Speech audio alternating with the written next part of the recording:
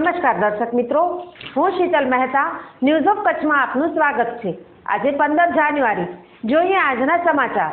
ઉત્તરાયણના દિવસે ભુજમાં પતંગના દોરાથી 40 પક્ષીઓ અને કચ્છમાં 115 પક્ષીઓ ઘાયલ થતા જીવદયા સંસ્થા સારવાર કરી રહી છે। 14 તારીખ ગઈકાલે ઉત્તરાયણ હતી। પતંગ રસિકોએ પતંગો ચગાવી, પરંતુ જીવદયા સંસ્થાઓ સાથે જોડાયેલ લોકોએ સક્રિયતા દેખાડી શ્રી સુપાર્શ્વ જૈન સેવા મંડળ દ્વારા વર્ષોથી પતંગના દોરાથી ઘાયલ પક્ષીઓને બચાવી અને તેની સારવાર કરી, સાજા કરી અને પછી મુક્ત કરાય છે। ભુજ શહેરમાં 40 પક્ષીઓ ઘાયલ થયા હતા।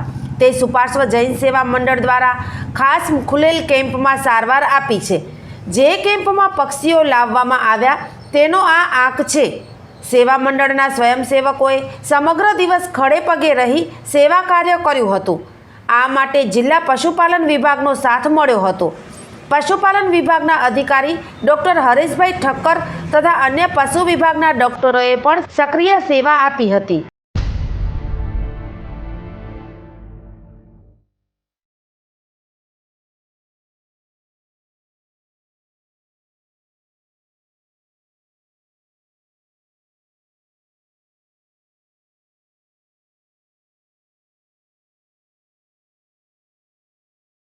મારું નામ કૌશલ મહેતા છે અને હું શ્રી સુપાર્શ્વ જૈન સેવા મંડળનો પ્રેસિડેન્ટ છું અને અમારી સંસ્થા દ્વારા છેલ્લા 15 વર્ષથી ભુજ અને ભુજના આસપાસના વિસ્તારમાં ગાંધીધામ સુધી, આ બાજુ નખત્રાણા સુધી, માંડવી મુંદ્રાના વિસ્તારોમાં અમારી સંસ્થાના સભ્યો, અન્ય સંસ્થાઓના સભ્યો અને જીવદયા પ્રેમીઓ દ્વારા પશુઓ બચાવ અભિયાનનો એક કાર્યક્રમ હોય છે, જેમાં આ મકર સંક્રાંતિના દિવસે જે પોતાના પતંગની અંદર, માંજાની અંદર જે પક્ષીઓ ઘાયલ થતા હોય છે એને રેસ્ક્યુ કરી, એને બચાવી, એની મેડિકલ સારવાર, ટ્રીટમેન્ટ આપી અને એને બચાવવાનો કાર્ય આ અભિયાનમાં અમે કરતા હોઈએ છીએ। આ ઘાયલ પક્ષી ઇમરજન્સી સારવાર કેન્દ્રની અંદર બધી જ પ્રકારની ટોટલી સાધન સામગ્રી રાખવામાં આવી છે। નાના મોટા સ્ટિચિંગ કરવાના હોય, એને હીટિંગ પેડની અંદર ગરમાહટ આપવાની હોય, તેના માટેના કેજીસ અને બધી જ વ્યવસ્થા અહીંયા ત્યારે આ કેમ્પ ઉપર કરવામાં આવી છે। દર વર્ષે લગભગ 60-70ની આસપાસ સંક્રાંતના દિવસે પક્ષીઓ આવતા હોય, જેમાં 10, 15, 20, 25 મરતા પણ હોય છે કે જે અસહ્ય પીડા કે વધારે ઇન્જરીના હિસાબે તેવા પક્ષીના 70-80ની આસપાસ લગભગ આવતા હોય છે અને 15 વર્ષની અંદર અમારી સંસ્થા દ્વારા લગભગ 20-25 હજાર પક્ષીઓને બચાવવામાં આવ્યા છે અને એને બચાવી, એને રેસ્ક્યુ કરી, એને ટ્રીટમેન્ટ ઓપરેશન કરી અને કરુણાધામમાં રાખવામાં આવે છે। ત્યાં સાજા થાય એટલે એને ઉડાડી મૂકવામાં આવે છે। રેગ્યુલર સંક્રાંતના તો આ પક્ષીઓ આવતા જ હોય છે, પણ રેગ્યુલર પણ અમારી ઓફિસની અંદર 3 થી 4 પક્ષીઓ આવતા જ હોય છે। આ એક દાન ધર્મનો દિવસ છે। જીવદયા અને આની સાથે કરવો એ આપણા શાસ્ત્રની અંદર લખેલો છે।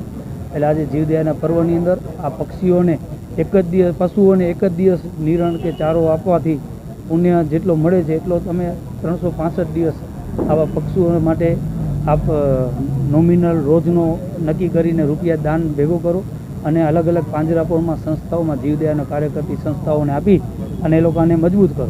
અને સાથે સાથે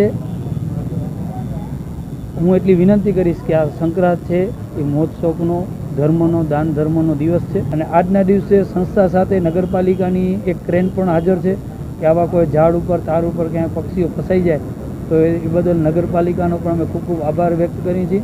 આજના દીપ પ્રાગટ્ય અને ઉદ્ઘાટનમાં માનનીય સાંસદ શ્રી વિનોદભાઈ ચાવડા, કચ્છ જિલ્લા ભાજપ પ્રમુખ કેશુભાઈ પટેલ સાહેબ, કચ્છ જિલ્લા ભાજપ મહામંત્રી શીતલભાઈ શાહ, ભુજ શહેર નગરપાલિકાના પ્રમુખ શ્રી ઘનશ્યામભાઈ ઠક્કર, ભુજ શહેર ભાજપ પ્રમુખ શ્રી બાલકૃષ્ણભાઈ મોતા વગેરે મહાનુભાવો પધાર્યા હતા। પશુપાલન વિભાગના ડૉક્ટર હરેશ ઠક્કરે જણાવ્યું કે રાજ્ય સરકાર દર વર્ષે 10 જાન્યુઆરીથી કરી અને 20 જાન્યુઆરી સુધી કરુણા અભિયાનની ઉજવણી કરે છે।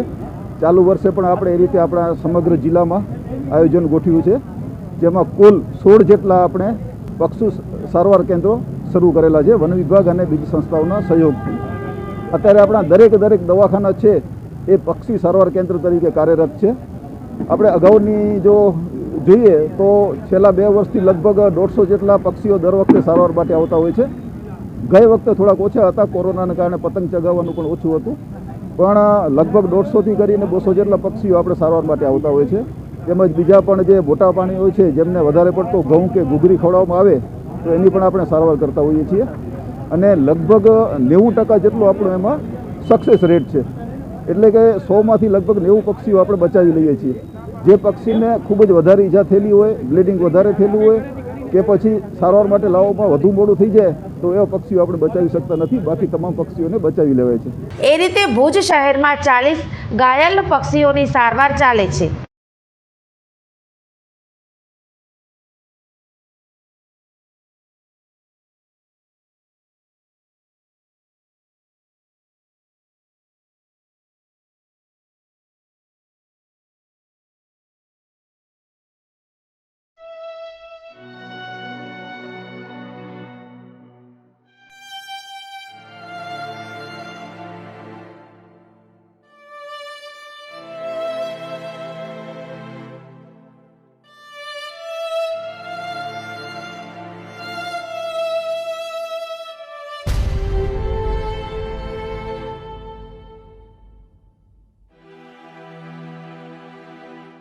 કચ્છમાં કુલ 115 પક્ષીઓ પતંગના દોરાથી ઘાયલ થયા છે, જેમાં 108 કબૂતર, 1 પોપટ, 3 બ્લેક આઈ પીસ, 1 કાગડો, 7 અન્ય પક્ષીઓ છે.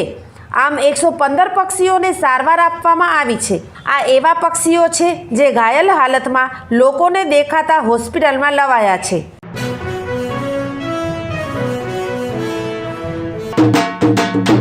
થી 18 વર્ષ વય જૂથના બાળકો માટે 3 અને 4 જાન્યુઆરી દરમિયાન કોવિડ-19 રસીકરણ પ્રક્રિયા શરૂ.